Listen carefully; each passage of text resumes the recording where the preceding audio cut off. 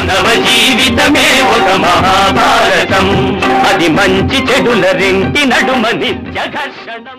సరే, మనకి ఇష్టం లేదు కాబట్టి అందులో ఎలాగో చిత్తశుద్ధి ఉండదు, అది సంపూర్ణమైన ఫలితాన్ని ఇవ్వదు, అది ఎలాగో అంతే. కానీ మన లోపం కనపడకూడదు. ఎందుకంటే అన్నీ మనకి ఇష్టమైన పనులు జరగాలంటే కష్టం. లోకంలో సంసారంలోనే కుదరదు, సమాజంలో ఎలా కుదురుతుంది? ఏదో మొత్తం అంటీ ముట్టనట్టుగా మొక్కుబడిగా అంటామే శాస్త్ర ప్రకారం అదేదో పూర్తి చేస్తే వారు సంతోషిస్తారు.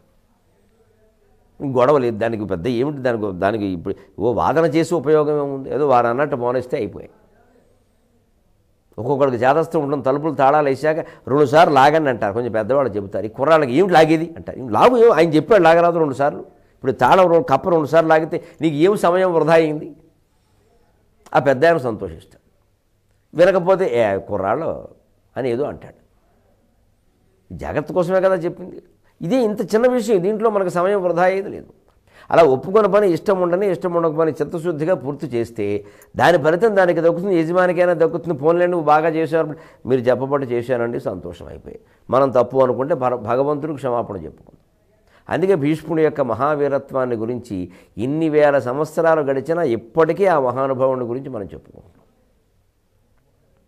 ఆ పని చేసే విధానం, కర్తవ్య పరాయణత, ఇష్టాయిష్టాలతో రాగద్వేషాలతో నిందాస్తుతులతో నిమిత్తం లేకుండా. అందుకని అలా వాలు పలకా పుచ్చుకొని దిగేలోగానే కొట్టాడు విజయుడు. అది అర్జునుడు ఎక్కడికెక్కడ అవకాశాలు వినియోగించుకునే విషయంలో అర్జునుడిని మించిన వాడు లేడు.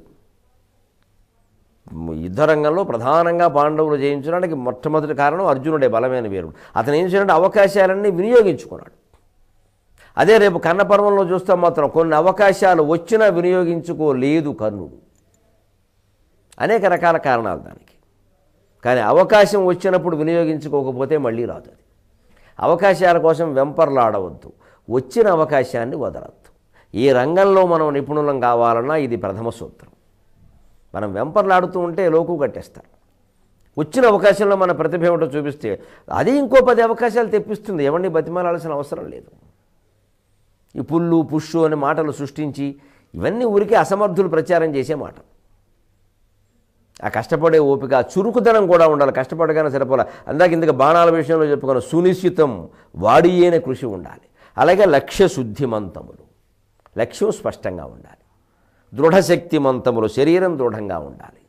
దీప్త ఆకృతులు, మనస్సు చురుగ్గా ఉండాలి. అంటే జాగరూకతతో ఎప్పుడు దాని నుంచి రైలు పట్టాల మీద ఒక పట్టా మీదే సరదాగా నడుస్తారు చూడండి. కొంతమంది పిల్లలు అప్పుడప్పుడు పట్టా మీద పడిపోకుండా ఉండాలి. పూర్వం గొడ్లు కాసుకునే పిల్లలు అలా రైలు పట్టాల దగ్గరికి వెళ్ళి అలా నడిచేవాళ్ళు.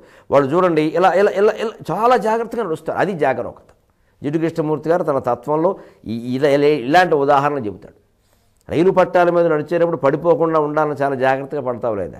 మనస్సుని జాగ్రత్తగా అలా గమనించవయ్యా, ఎందుకు రాదో మోక్షం, ఆత్మసాక్షాత్కారం ఏమిటో చూద్దాం అన్నాడు ఆయన. మనం అలా చేసే పనిని అలా ప్రతిక్షణం జాగరూకంగా గమనిస్తే ఏది చేస్తుందో ఏది చేయడం లేదో, చేయడానికి చేయకపోవడానికి అతీతంగా లోపల ఏది ఉందో అర్థమైపోతుంది. ఇంకే గురువుని ఆశ్రయించక్కర్లేదు, ఏ ధ్యానము అక్కర్లేదు, అది ధ్యానమే. మనసు దాని ఎందు అసలు పదార్థంలో మనసు కలిసిపోయింది అంటే తొలగిపోయింది. ఇక అర్థం తొలగిపోయిన తర్వాత ప్రతిబింబం గురించి వెతకక్కల, ఉండేది బింబం ఒక్కటే.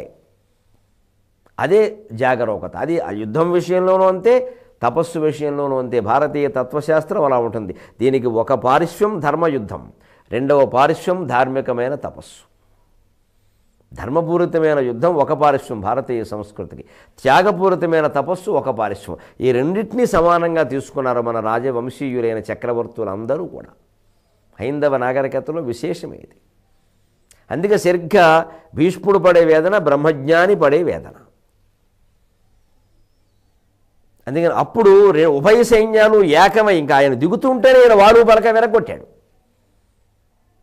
దిగు కొలదిన్ బెలుచన్, ఆయన ఇలా కత్తి డాలు పట్టుకుని దిగుతుంటేనే కత్తిని 3 ముక్కలు చేశాడు, డాలుని 10 ముక్కలు చేశాడు. దిగనివద్దు, ఎందుకంటే అవకాశం చూసుకోండి. మళ్ళీ ఆయన్ని కత్తి పట్టుకొని ఇస్తే అయిపోయినట్టే. ఇంకో 100 మంది ఎగిరిపోతారు ఇక్కడ.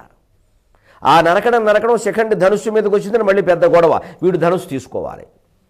అంతవరకు అర్జునుడు బాణాలు వేసినా ఉపయోగం లేదు. ఇక్కడే అర్జునుడి యొక్క జగదేక వీరత్వం స్పష్టం. ఆయన రథం దిగుతూ కత్తి పట్టుకునేలా తీసేలోగానే కత్తిని 3 ముక్కలు చేశాడు, డాలుని 10 ముక్కలు చేశాడు. అప్పుడు ఉభయ సైన్యాలు ఇక భీష్ముని రక్షించుకోక తప్పదని కౌరవ సైన్యం ఎలా రక్షిస్తారో చూద్దామని పాండవ సైన్యం రెండూ తెగబడి కలిసి ఇలా గుండ్రంగా తిరుగుతూ యుద్ధం చేస్తున్నాయట.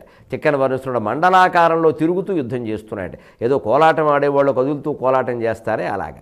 అప్పుడు సరిగ్గా ఎలా ఉందంటే మూల భారతంలో వ్యాసుడు చెబుతాడు, సముద్రంలో నీళ్లులాగా తీరానికి మధ్యలో సుడిగుండంలో తిరుగుతున్నట్టుగా ఉంది గంగాలో. సముద్రంలో కలిసేటప్పుడు గంగానది సుడిగుండం రూపంలో తిరుగుతూ ఉంటుంది. కలిసే ముందు ఆ కలిసే చోట సరిగ్గా సంగమం జరిగే చోట, నది సముద్రంలో కలిసే చోట ఆ సుడిగుండం రూపంలో ఎలా తిరిగినట్టుగా కౌరవ పాండవ సైన్యాలు గిరగిరా తిరుగుతూ యుద్ధం చేస్తున్నాయి.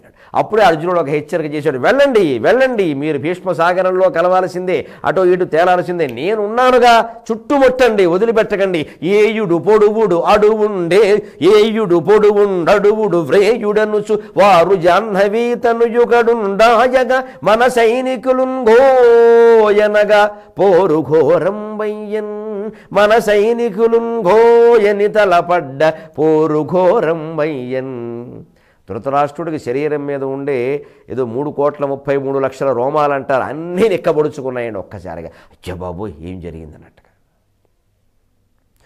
ఏయుడు బాణాలతో చంపండి భీష్ముడిని, పొడువుడు బల్లెలతో పొడవండి, ఆలోచించకండి, అడువుడు గదలతో కొట్టండి, మొత్తండి, ఒక్కడైనా సందేహించొద్దు, వృద్ధుడని ఆలోచించొద్దు, ఇవాళ ఈయన పడిపోవలసిందే, లేకపోతే ఈయన్ని ఎదుర్కోవడం మన వల్ల కాదు. వ్రేయుడు కత్తితో అడ్డంగా నరకండి, ఏం ఆలోచించకండి. ఏయుడు పొడువుడు అడువుడు వ్రేయుడనుచు వారు జాహ్నవీ తనయు కడుండాయుగా డాయగా. కడుండాయుడు ఆనంతర్యార్థకం, ఇక్కడ డాయగా సమీపించగా అని పాండవ సైనికులందరూ, జాహ్నవి అంటే గంగాదేవి ఆకాశం నుంచి తీసుకొస్తూ ఉంటే మధ్యలో ఆ ప్రవాహ వేగం జన్ను మహర్షి యొక్క ఆశ్రమాన్ని ముంచేసింది. అప్పుడు భగీరథుడు మళ్ళీ జన్ను మహర్షి అనుగ్రహం కోసం తపస్సు చేస్తే ఆయన తన కుడి చెవిలోంచి వదిలిపెట్టాడు. అందువల్ల ఆవిడికి జాహ్నవి అని పేరు వచ్చింది. దుర్యోధనుడు చెప్పిన మాటలన్నీ పెడచెవిని పెట్టాడు, కానీ జన్ను మహర్షి గంగానదిని కుడి చెవిని పెట్టాడు.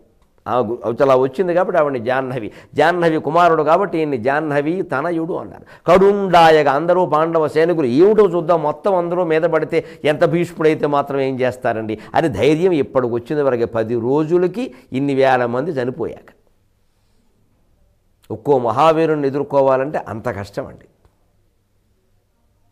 అందుకని అంత ధైర్యం వచ్చి పడేసరికి మన సైనికులు గోయని తలపడ్డ, మనవాళ్ళు కూడా ఒక్కసారిగా గో అంటే ఏదో ఇప్పట్లో అమెరికా భాషలో యా అని అరుస్తారే అలాగ అప్పట్లో గో.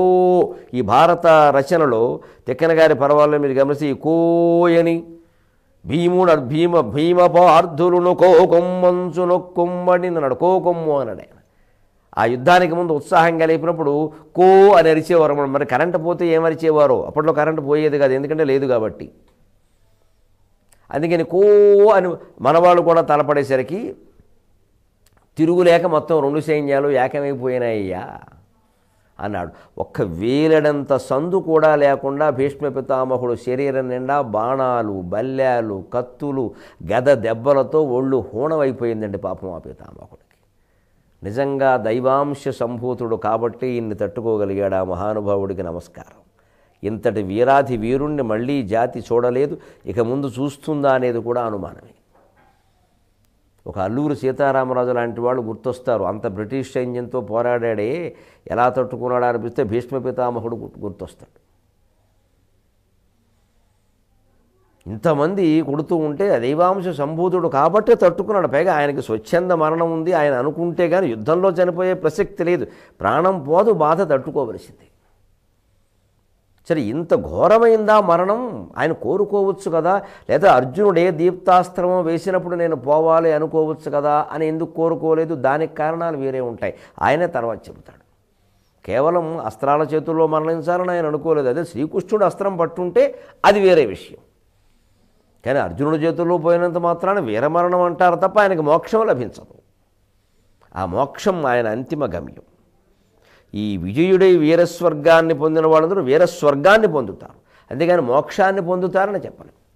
ఒక మహత్తరమైన త్యాగభావంతో ఉండి దేశభక్తితో యుద్ధంలో పాల్గొంటే వారు మోక్షాన్ని కూడా పొందుతారు. ఎందుకంటే ఆ యుద్ధంలో పాల్గొనే సమయానికే వారు బ్రహ్మజ్ఞానులే ఉండాలి. జ్ఞానం రాకుండా నువ్వు ఎన్ని పుణ్యకర్మలు చేసినా మోక్షం రాదు. ఇవన్నీ మళ్ళీ బంధాలే అవుతాయి. అంచేత ఆ జ్ఞానం పొంది యుద్ధంలో పాల్గొన్నాడు భీష్ముడు.